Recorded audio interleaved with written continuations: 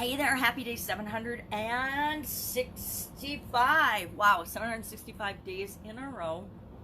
I've hopped on here and talked about what I'm doing as I transition from the brick and mortar corporate world of business to the online world of business. And how you could do the same but not have it take 765 days because you won't make the same mistakes that I've made. Thinking about being all thumbs. Remember Thumb Wars? I was trying to remember how to do that. I think it's like this, and then you go, 1, 2, 3, 4, I declare a thumb war, and then you try to fight with each other and get each other's thumbs and have a big battle.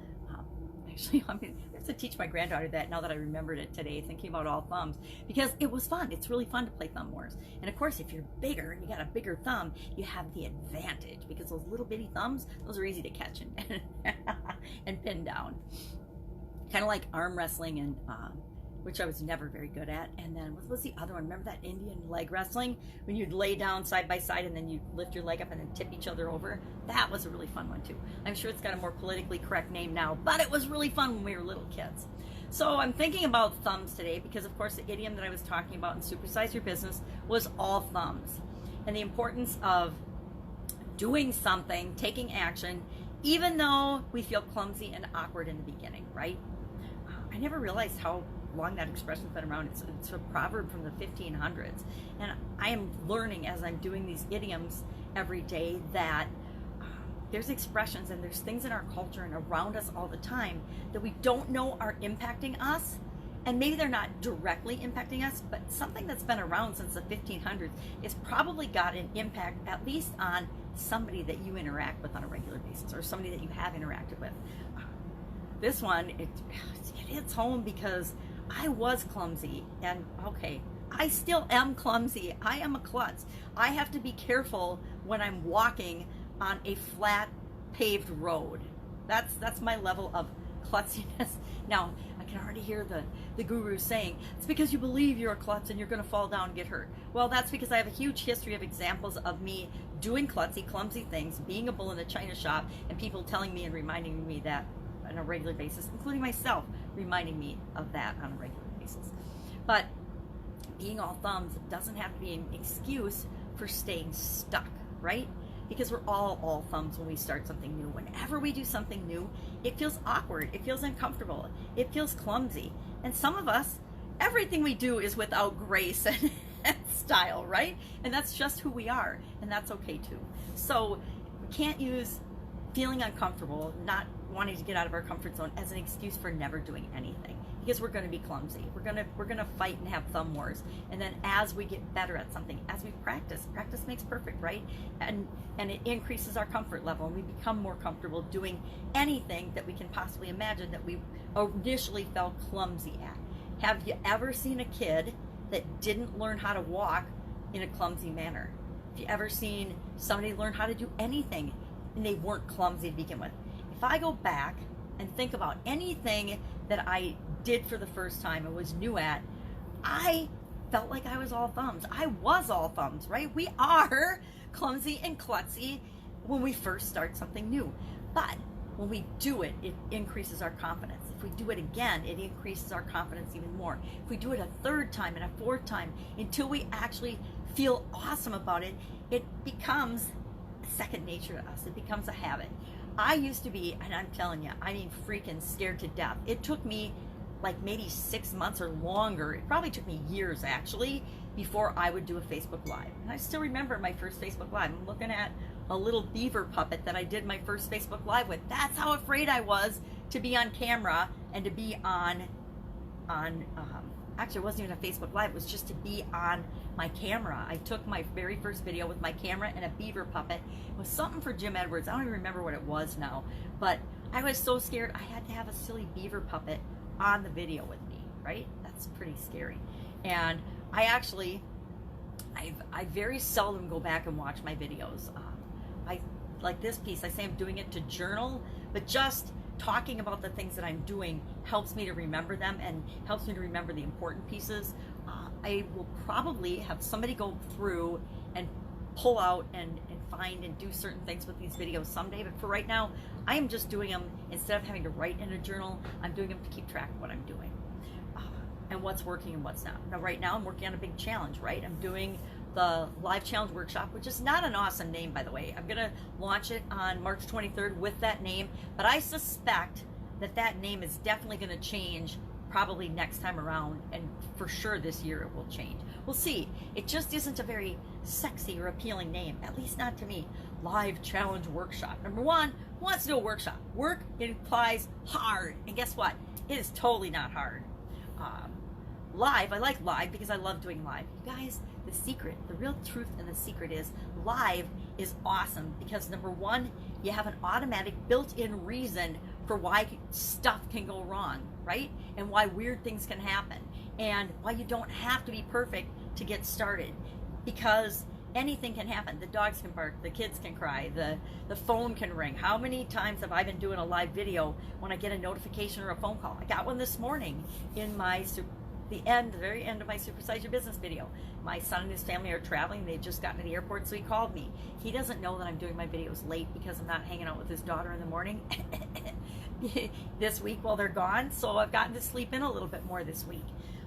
And I realize that there's a lot more people awake and in the world at 6:30 in the morning than there are at 5 o'clock in the morning or 4:30 in the morning. So that's a lesson learned, but that is an example of we do what we got to do to get what we want to get done with what we've got. We do what we can with what we've got.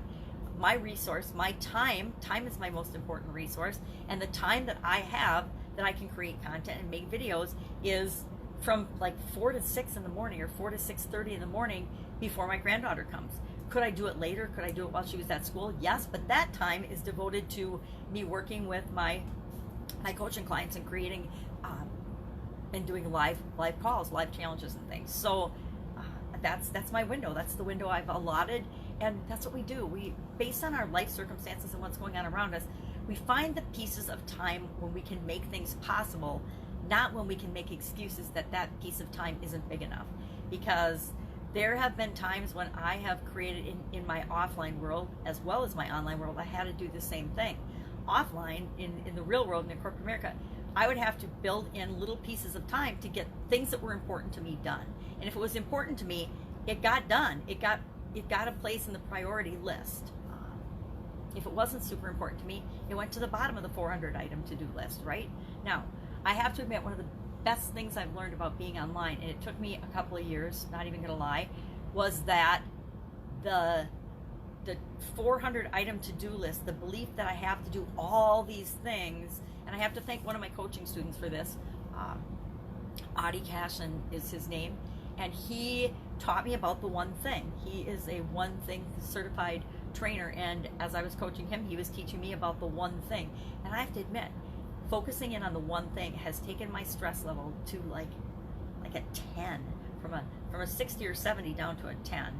And I just don't freak out about stuff as much anymore. I set my one thing, my one priority every single day, and I work on that. I work on that first. I get that done. When that thing is done, anything else I do in the day feels like an extra win, right? Once I get that one thing accomplished, I've already had my first success, my first win of the day. And after that, everything else that I can get done and can get accomplished just feels better. Now, is it any different than the way I used to be? Not really very much. But the way I look at it, the way I feel about it, the way I feel about the things that I do every day, it's totally different.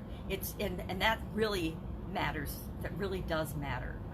How we see things and how we look at it and how we feel about it actually matters, right? So, challenge. One Funnel Away challenge, week 3, day 2 today. Haven't done that yet. I will probably just pop in and take a look at that. Maybe just watch maybe Russell's video to remind me where we're at. Not going full force in that. Another lady that I know, I noticed just started day 1 of a challenge today about your movement. And so I'll probably pop in and watch little bits and pieces of what she's doing with that. Of course, there are always, I would be willing to bet there are hundreds, if not thousands of challenges always going on at any one time. Just like opportunities, right? Challenges are opportunities, aren't they? There's always opportunities around us swimming around, and we only notice them, we only allow ourselves to see them when it's something that's on our radar, when it's something that we're curious about or interested in.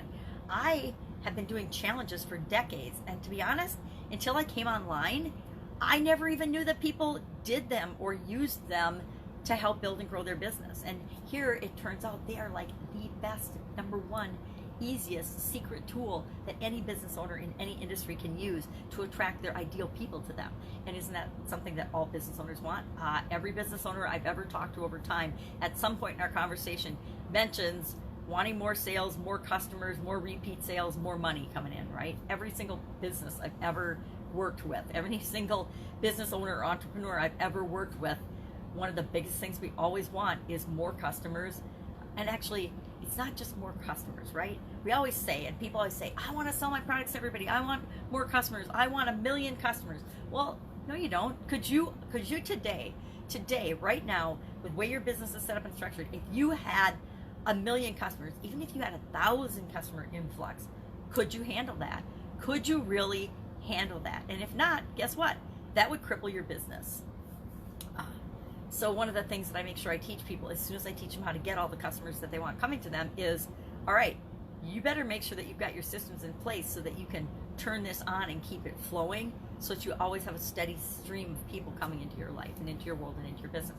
This is one of my biggest frustrations with the online world is everything is focused, all the training, all the information, all the launching, all the gurus is focused on the front end, how to get people coming to you. And guess what? That's awesome, but you got to have something to deliver to them, right? You have to have a system and processes and procedures to deliver to people. And that's where my world comes in. That's where my corporate experience was all in manufacturing, delivery, systems, processes, procedures. And I'm just adding the online component. My whole life in the offline world has always been about delivery and like this much marketing and sales.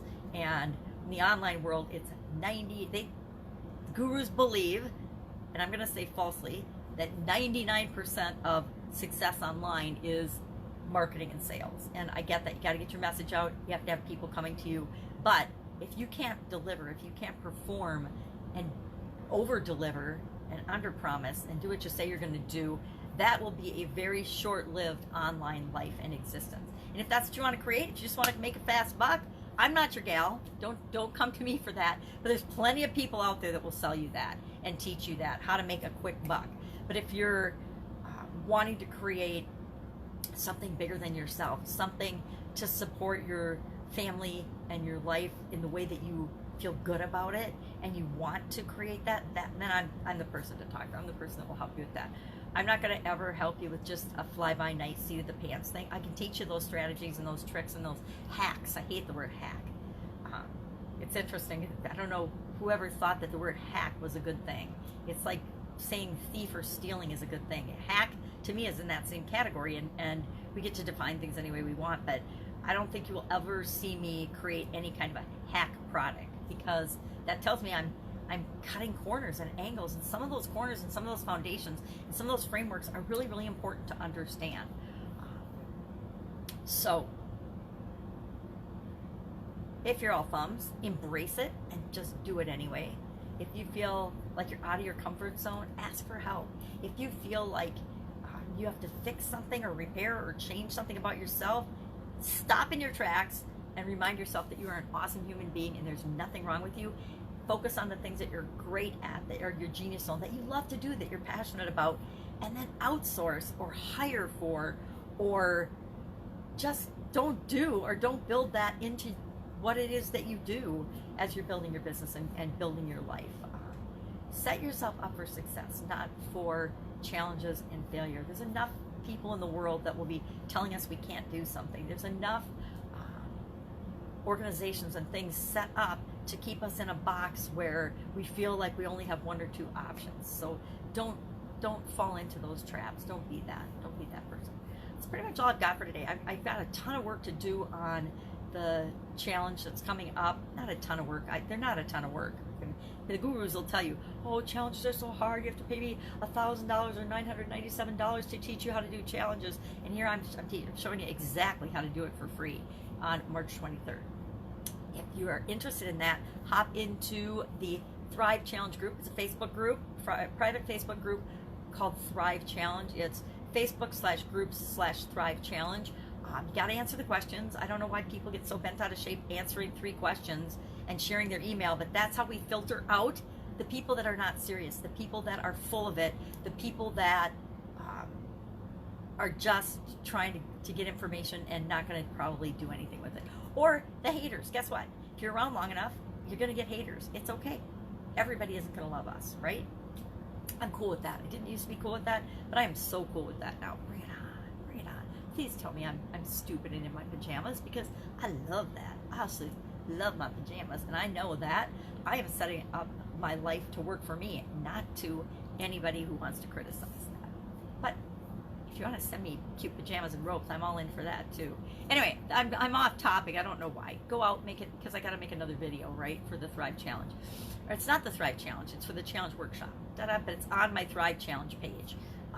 Because I already have the page and group set up. I've had it for, gosh, years. I don't even know how many years I've had that set up, but it's been years, probably a handful. So we want to, if you want to participate, if you need help with anything about processes, systems, procedures, offline, online world, guys, I've been around 47 years doing this stuff, and in 27 different industries. I figured that out the other day, and I'm like, that is kind of ridiculously mind-blowing, but pretty cool. So I actually know some of the inside secrets, the tricks, the hacks, the how we do things in this industry, and how you can work with that, or guess what, get around it. Because just because that's how they do things in an industry, I'm going to say some of the smartest ways to be successful and create what you want is to go and do something exactly different than what everybody else is doing in your industry. We can chat about that too. Anyway, if I can help you in any way, ask in the questions below, and I will hook you up with who has the answer if I don't know it. I love helping people figure out what their next step is. What is the next thing that I need to do to really get me on the trajectory to achieving what I want faster, easier, more efficiently, more effectively than I ever dreamt possible. That's one of my favorite things to do. And then to see that little light go off and they're like, oh my God, you mean it's really this simple? I can do this? That's one of my favorite moments. Anyway, have an absolutely amazing, terrific day, and I will, of course, be with you tomorrow. Bye.